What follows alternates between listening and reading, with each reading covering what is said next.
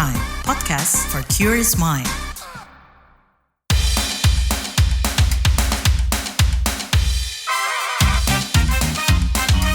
Kamu lagi dengerin podcast What's Trending. Sementara Presiden Prabowo Subianto ancang-ancang melaunching BPI Danantara, netizen justru ramai menyerukan tarik uang dari Bank BUMN. BPI Danantara singkatan dari Badan Pengelola Investasi Daya Anagata Nusantara. Nantinya bakal mengelola aset dari perusahaan-perusahaan BUMN termasuk bank. Masyarakat khawatir kalau investasi gagal, gimana nasib uang nasabah?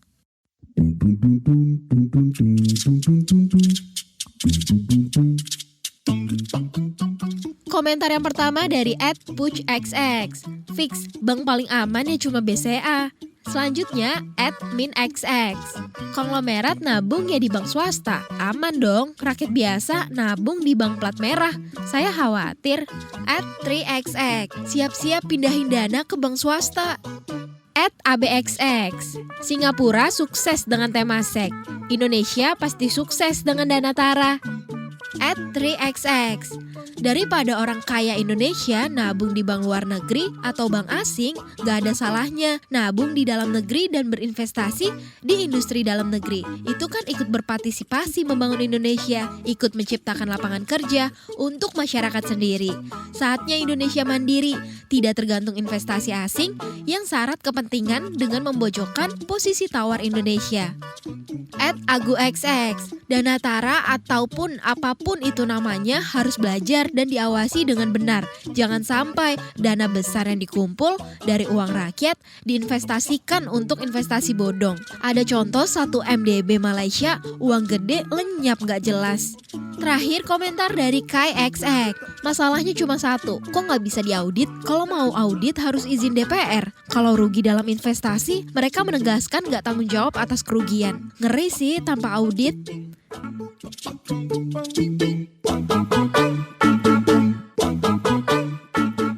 Menjawab keraguan masyarakat apakah Danantara akan berpengaruh pada uang nasabah di Bank BUMN. Saya langsung tanya nih ke pekerja Bank BUMN di Jakarta bernama Ferry, bukan nama sebenarnya. Mas, belakangan kan lagi marak itu ya perbincangan terkait Danantara nih. Nah, salah satu yang mencuat itu adalah seruan untuk menarik tabungan dari bank-bank di BUMN nih.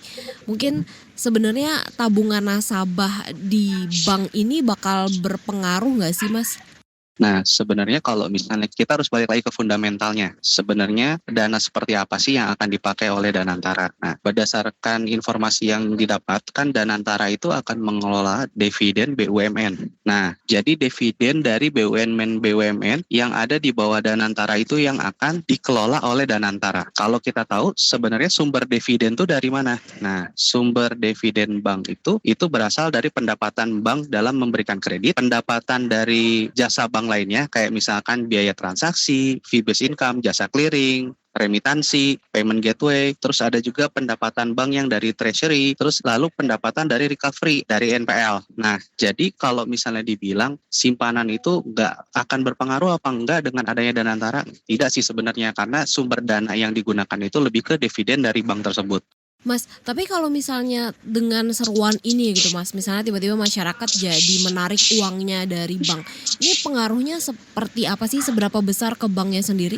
Sebenarnya pengaruhnya lebih ke resiko sistemik ya. Pengaruhnya dengan adanya seruan untuk menarik bank itu ada kemungkinan pertama bank itu bisa kolaps. Karena ada resiko likuiditas yang timbul. Beberapa masyarakat langsung menarik uangnya sehingga bank itu tidak bisa membiayai biaya operasionalnya. Akhirnya bank tersebut terpaksa harus tutup. Nah, itu yang dapat terjadi apabila masyarakat mengambil uangnya secara beramai-ramai. Tapi tidak ada hubungannya dengan Danantara. Danantara itu akan tetap jalan gitu. Dia akan mencari sumber dana lain untuk untuk beroperasi. Sama satu lagi, untuk mungkin yang paling berpengaruh ya dengan adanya Danantara itu adalah pemegang saham, Bu. Nah, jadi biasanya nih perbankan kita udah mengalokasikan berapa saham yang akan kita publik, berapa dividen yang akan kita sampaikan, kita bagikan lagi nih ke pemegang saham, dan dividen yang akan kita pakai buat keuntungan lah, atau yang kita pakai lagi buat operasional kita. Nah, dengan adanya Danantara ini otomatis akan mengurangi porsi. Ya saya nggak tahu ya, mungkin apabila ada kebijakan apa gimana, tapi Tapi ada kemungkinan dividen yang diterima oleh pemegang saham mungkin bisa jadi tidak sebesar dulu, bisa jadi berkurang. Tapi bisa juga jadi bertambah dalam jangka panjang ya tambahannya ya. Ketika dana yang dividen tadi sudah diinvestasikan oleh Danantara dan memberikan return.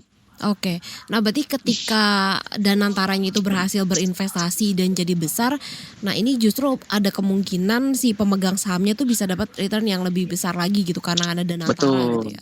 Tapi Betul. kalau terkait dengan seruan-seruan ini sebenarnya nggak ngaruh ke Danantaranya, malah justru ngaruhnya ke banknya, bisa jadi pilot gitu ya Mas ya. Betul, malah banknya yang lebih beresiko, bukan ke Danantaranya. Nah Mas, terakhir mungkin aku mau tanya terkait dengan nabung di bank gitu ya Mas ya. Ini sebenarnya kalau seseorang menabung atau menyimpan uang di bank, bank itu punya cukup jaminan atau proteksi nggak sih Mas? Kalau orang menabung di bank jelas itu ada regulasinya di OJK sama BI dan kita juga dijamin. Ada lembaga penjaminan yang namanya lembaga penjamin simpanan. Jadi segala sesuatu yang terjadi di tabungan, misalkan amit-amit lah jangan sampai tabungannya hilang, itu ada yang bisa di-cover sama LPS. Jadi kita melakukan itu sih untuk proteksi dari keuangan nasabah kita yang ada. Selain itu juga jenis proteksinya lebih ke kitanya sendiri ya, banknya menyediakan jasa keamanan yang lebih bagus ya. Jadi ibaratnya kita juga mengembangkan sistem-sistem di kami yang bisa mendeteksi misalkan ada percobaan fraud atau skimming atau apa, itu biasanya kita langsung cegah gitu. Itu hal-hal yang kita lakukan untuk menjaga atau menjaga tabungan yang ada di kami gitu. Berarti sebenarnya dari masyarakat sendiri nggak perlu takut untuk menyimpan uangnya di bank karena memang proteksinya sudah ada dan itu sudah dijamin gitu ya Mas ya. Betul, kita memproteksi itu dengan sistem yang kita sendiri, lalu kita juga proteksi dengan penjaminan di lembaga penjamin simpanan. Oke baik, Mas terima kasih banyak ya Mas ya. Sama-sama, makasih Mbak Lea. Sebenarnya masih relevan gak sih menyimpan uang di bank? Apa nih yang perlu dipahami nasabah terhadap segala resiko menabung di bank? Usai jeda, Lea mau ngulik bareng founder Cerdas Keuangan, Erlina Juwita yang kerap membagikan edukasi perencanaan keuangan. Gak sedikit masyarakat yang menyimpan uangnya di bank, baik di bank BUMN maupun bank swasta. Tapi apakah menabung di bank itu tanpa resiko? Gimana nih resiko sebelum dan sesudah adanya Danantara? Seperti janji saya tadi, saya akan langsung tanyakan ke founder Cerdas Keuangan, Erlina Juwita.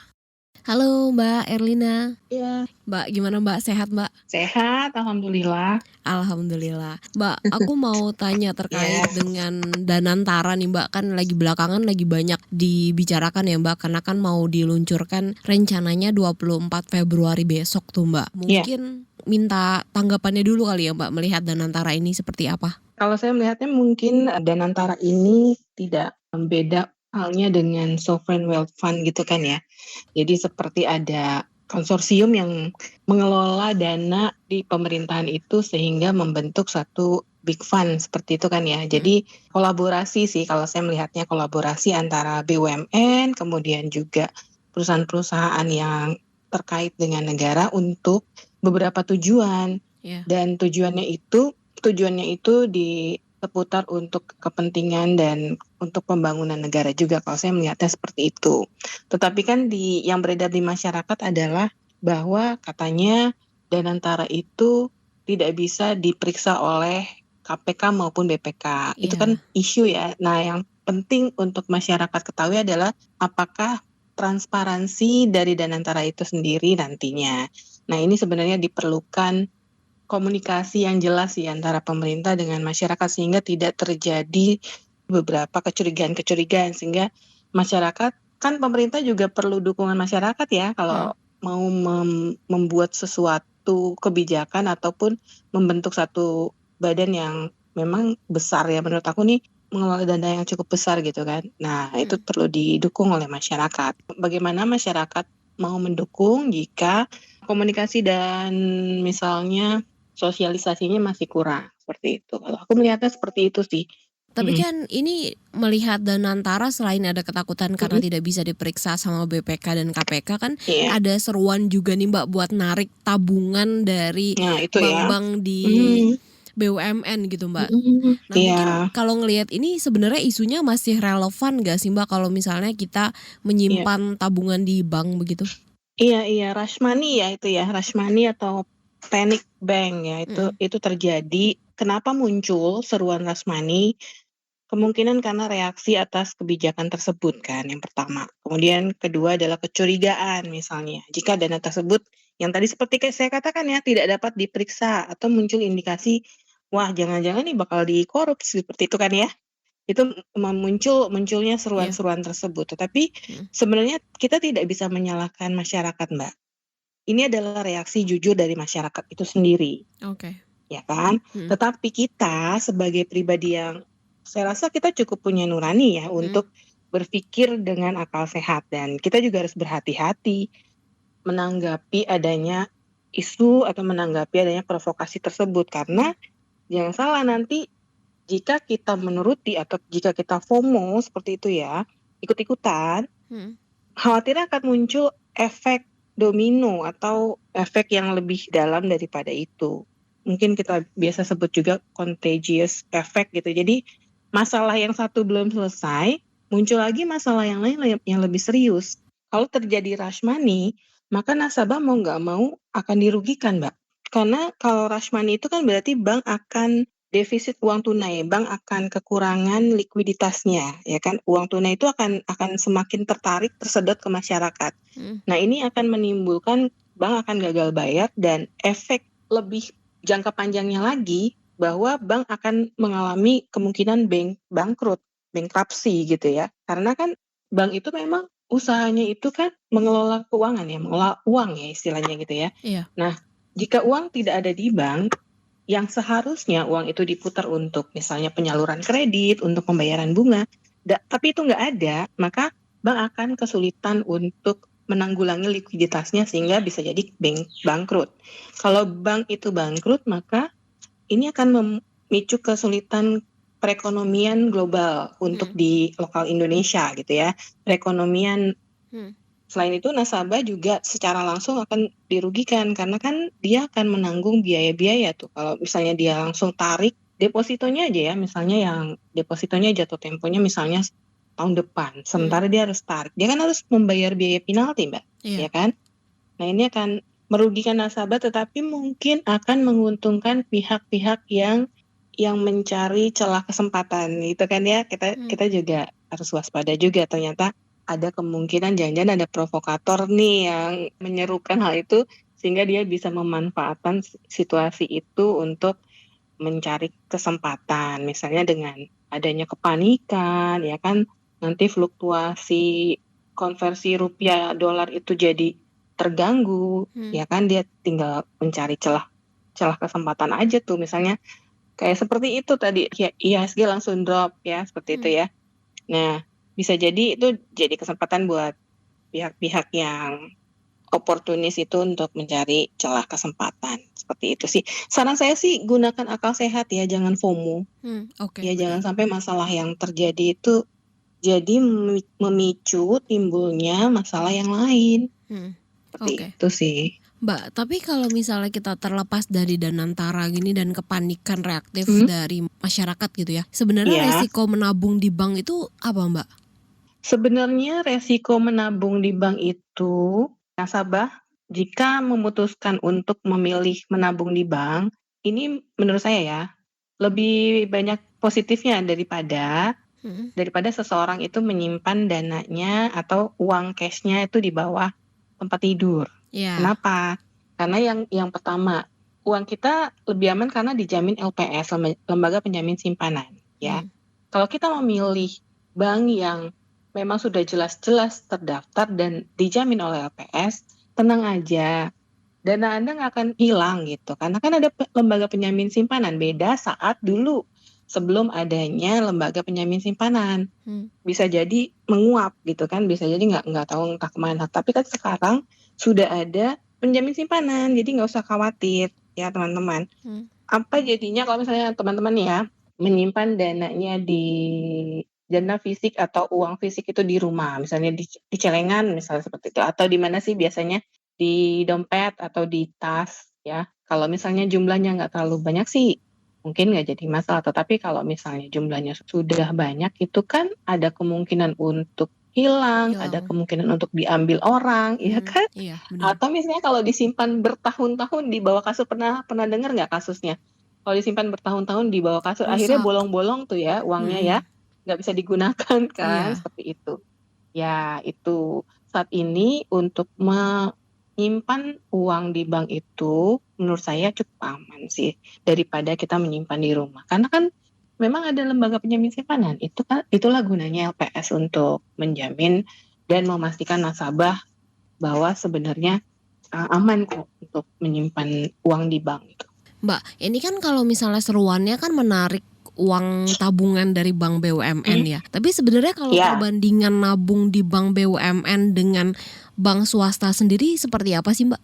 Ini sebenarnya pemikiran dari Danantara itu kan nanti mengelola BUMN ya, kaitannya dengan mengelola dana berarti kan bisa jadi berpikirnya tuh ke berarti banknya bank BUMN yang terkait dari situ kan. Memang jelas-jelas Danantara itu memang kan didukung oleh beberapa BUMN yang terkait dengan ini ya, sektor keuangan itu kan. Berarti kan ininya lebih ke pemikirannya itu lebih ke bank BUMN seperti itu kan. Tetapi bedanya apa dengan swasta? Sebenarnya kan core bisnisnya sama aja kalau kita lihat. Iya. Tetapi mungkin institusinya memang berbeda. Kalau satu bank swasta berarti kan dia bukan sebuah BUMN. Kalau ini bank BUMN, bank plat merah, berarti memang dia mau nggak mau harus masih ada terikat dengan pemerintah karena memang bentukan dari pemerintah seperti itu. Sebenarnya inti dari perbedaannya adalah ininya sih, kepemilikannya mungkin ya. Statusnya aja gitu ya Mbak ya? Iya, untuk produknya, untuk jaminan keselamatannya itu sih menurut saya nggak ada perbedaan ya. Oke baik. Mbak Iya. terima kasih banyak ya Mbak ya. Terima kasih. Danantara adalah konsolidasi semua kekuatan ekonomi kita yang ada di pengelolaan BUMN. Itu nanti akan dikelola dan kita beri nama Danantara, Daya Anak Kata Nusantara. Daya artinya energi, kekuatan, anak kata masa depan, Nusantara tanah air kita. Jadi artinya Danantara ini kekuatan ekonomi dan investasi yang merupakan energi kekuatan masa depan Indonesia. Itu tadi yang jadi harapan Presiden Prabowo Subianto terhadap Danantara. Danantara bakal disuntik 20 miliar US dollar dari hasil efisiensi anggaran di berbagai sektor. Sementara untuk pengawasannya bakal diserahkan ke Dewan Perwakilan Rakyat atau DPR. Sementara Badan Pemeriksa Keuangan BPK dan Komisi Pemberantasan Korupsi KPK tidak bisa melakukan audit kalau nggak diminta DPR. Dan masalah pengawasan inilah yang bikin publik ragu. Ada yang berpikir ini tuh nanti bakal gagal seperti Satu Malaysia Development Berhad, 1MDB, yang malah jadi sumber penyalahgunaan kekuasaan, pencucian uang, dan korupsi. Tapi di samping itu nih ada juga yang mendukung Danantara dengan berkaca pada kesuksesan Singapura. Lalu gimana nih pandangan pakar ekonomi? Bisakah Danantara jadi kekuatan ekonomi seperti yang digadang-gadangkan Prabowo tadi? Kita tanya Direktur Eksekutif Institute for Development of Economics and Finance Indef, Esther Sri Astuti. Halo Mbak Esther. Halo, ya. Ya, Mbak Esther, aku mau tanya dong. Sebagian netizen ini kan bilang ya kalau mereka nih mau menarik duit nih dari bank BUMN karena khawatir dengan Danantara. Emang Danantara ini ngaruh ya Mbak ke masyarakat khususnya nasabah bank? Mungkin bentuk ketidaksetujuan masyarakat karena dividen ini kan seharusnya disetorkan ke ini ya negara, tapi kok ini malah diambil sama Danantara. Nah, sementara Danantara ini kan belum jelas bentuknya seperti apa, tupoksinya seperti apa, ya mekanisme tata kelolanya seperti apa, itu kan belum jelas. Nah, jadi masyarakat yang tidak setuju ya atas, maka dia menyerukan menarik uang ya dari BUMN gitu, bank-bank BUMN itu sih kayaknya ya. Nah, Mbak, seruan narik simpanan di bank ini bakal ngaruh juga nggak sih kepada Danantara? Masif nggak sih gerakan tarik tabungan ke dana yang dikelola Danantara nih? Danantara itu mengelola dividen yang diberikan semua BUMN ke ini yang seharusnya ke penerimaan negara, jadi diberikan ke Danantara, dialokasikan ke Danantara gitu. Nah, jadi sebenarnya ini adalah bentuk protes ya masyarakat atas ketidaksetujuan kebijakan ini gitu. Sepertinya seperti itu sih Mbak. Kalau ngaruh ke simpanan aliran modal ke Danantara apa enggak? Ya enggak gitu. Karena kan yang ngaruh kan kalau tarik uang BUMN kan, bank BUMN kan yang ngaruh banknya. Banknya nanti bisa kolaps Mbak gitu. Di Danantara juga kan selain bank ada juga korporasi nih Mbak yang punya peran langsung ke masyarakat nih, mungkin seperti Pertamina dan PLN. Nah, kira-kira pengaruhnya ke masyarakat umum nih bakal seperti apa Mbak? Jadi ini kan berarti Danantara ini mungkin ya akan dijadikan kayak super holding ya dari BUMN yang sehat. Nah, kalau menurut saya yang harus dilakukan pertama kali adalah harus ini dulu sih Mbak, diatur dulu ya bagaimana mekanismenya, bagaimana tupoksinya, apakah benar nanti Danantara itu menjadi salah satu BUMN saja yang mengelola dividen itu atau mereka membawai semua BUMN. Nah, hubungannya seperti apa? Itu yang harus ini ya. Terus yang kedua, governance-nya seperti apa? Kan selama ini kan pemerintah menerima dividen ya dari BUMN. Nah, nanti bagaimana ya pertanggungjawaban Danantara ketika dia diminta untuk menerima dividen, kan harus ada pertanggungan jawab karena dia terima duit. Mbak, ini kan bisa dibilang barang baru gitu ya di Indonesia. Makanya nih masyarakat terbelah, ada yang meragukan tapi juga ada yang dukung nih kalau bisa berhasil. Nah, kemudian kalau misalnya dibandingkan dengan Temasek di Singapura atau enggak yang di Malaysia tuh Mbak. Di Malaysia itu kan ada yang gagal juga ya Mbak, 1 MDB itu. Nah, kira-kira Mbak Esther sendiri melihatnya gimana nih kalau misalnya terkait dengan rencana Danantara ini? Kalau saya pengen bikin super holding seperti Temasek, yang harus dilakukan adalah ini BUMN itu kan banyak ya. Terus mereka beda-beda ya, core bisnisnya beda-beda, industrinya ya. Nah, kalau dulu kan ada pupuk Kaltim, pupuk Sriwijaya, pupuk macam-macam itu dijadikan satu ya. Terus kemudian ada jadi pupuk Indonesia ya. Terus kemudian semen Tonasa, semen Padang, semen Gresik itu jadi satu. Nah, harusnya BUMN itu dibikin holding berdasarkan industri sejenis dulu. Terus kemudian dirapikan dulu mana BUMN yang sehat. Kan BUMN kan ada anak perusahaan, cucu perusahaan, cicit perusahaan ya kan. Gak semuanya sehat loh Mbak. Nah, itu dirapikan dulu. Yang sehat ya tetap dipelihara. Yang sakit diobati. Kalau nggak bisa diobati ya diamputasi gitu kan. Kalau sudah rapi, sehat semua, diholdingkan ya kan. Nah, holding ini kan juga butuh waktu, ya kan? Butuh persamaan kultur, manajemen, dan lain-lain. Kayak misalnya Bank Mandiri, itu kan gabungan dari 4 bank kan? Nah, itu untuk bisa menyatukan kultur dari setiap bank itu juga butuh waktu kan? Manajemen juga itu harus diatur. Nah, itu harus dibikin rapi dulu, Mbak. Baru nanti ditunjuk salah satu yang menjadi super holdingnya, membawa itu semua. Nah, sekarang penyakit-penyakitnya ya problem. Kalau keunggulan, kekuatan nggak usah dipikir ya kan. Tapi kan ada problem penyakit-penyakit itu disembuhkan dulu ya. Jadi baru nanti diatur gitu. Tahapannya kan seperti itu Mbak. Nah, ini kalau langsung dibikin Danantara ya, satu perusahaan BUMN, nah itu membawai semua ya BUMN, ya saya rasa itu akan terjadi ya culture shock ya. Terus mungkin juga kita nggak tahu ya kinerjanya Danantara seperti apa gitu kan. Terus governance-nya seperti apa, performanya seperti apa, kan belum teruji Mbak ini. Nah Mbak Esther, rekomendasi soal Danantara nih jika menimbang segala faktor dan resiko gitu ya. Dan juga pasti potensi keberhasilannya gitu ya. Dan juga fasilitas pengamanannya itu seperti apa?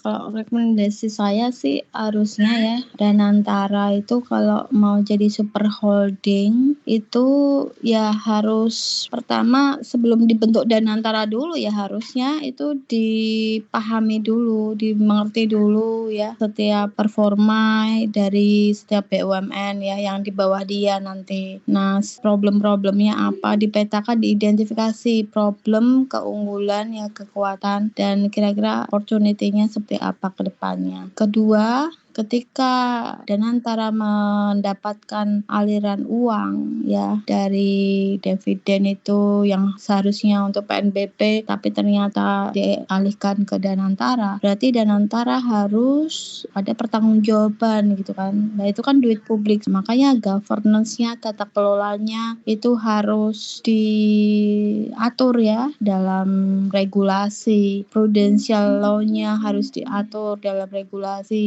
ya. Terus sebagaimana BUMN yang lainnya gitu, kinerjanya, KPI-nya harus diatur. Apakah nanti performanya bagus apa tidak, kinerjanya bagus apa enggak. Nah, sehingga nanti targetnya pun harus ditetapkan. Apakah kalau dia sebagai super holding yang punya fungsi sebagai tupok global investment company, targetnya apa? Kalau investasi dana yang dia dapat itu 900 miliar US dollar atau katakanlah 14.000 triliun ya dalam bentuk rupiah, itu nanti mau dikemanakan, investasinya diarahkan kemana. Nah, itu harus harus transparan gitu karena itu dana publik itu enggak.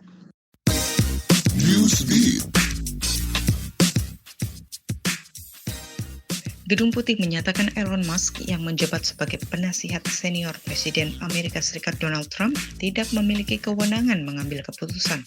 Hal tersebut terungkap dari dokumen Gedung Putih yang ditandatangani Direktur Administrasi Gedung Putih Joshua Fisher.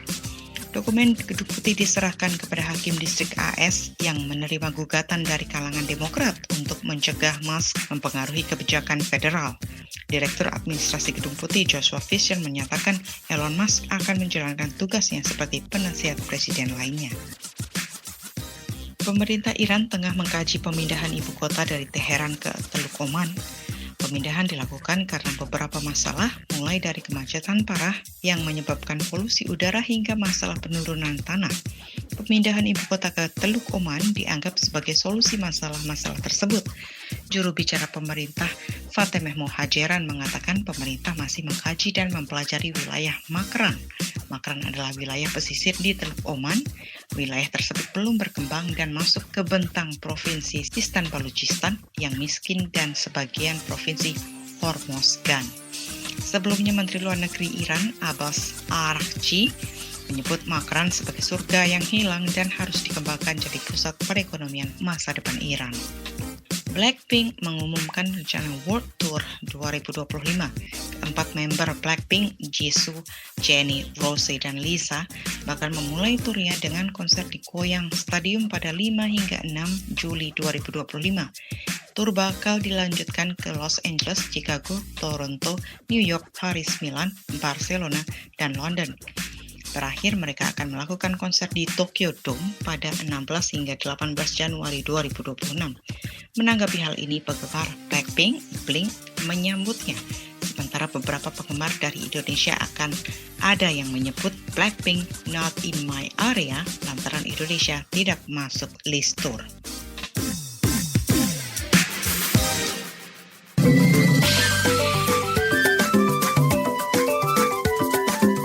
WhatsApp Indonesia.